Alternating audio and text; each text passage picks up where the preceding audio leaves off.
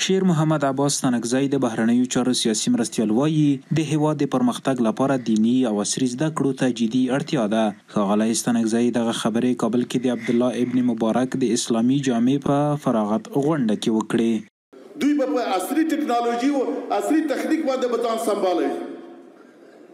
ځکه نن د دې ورځ نه ده چې په کلشنکوف کار وشي، نن په M4 باندې کار نه کیږي، نن به ته تیارې لرې، په فوق سرعت تیارې به لرې، نن به ته ډرون لرې، ته به هغه سلاح لرې چې دنیاوال له تا نه وډار سي.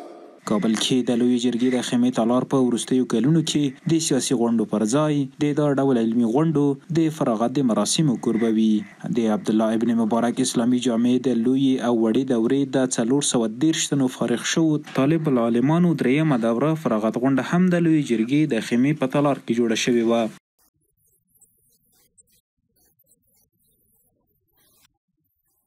ګڼ شمېر د عالمانو او د فارغ شوو طالب العلمانو د کورنیو غړو په دغه مراسمو کې ګډون کړی و. ویناوالو د علم په ارزښت او د ځوانانو په ټولنیزو مسؤلیتونو خبرې وکړې.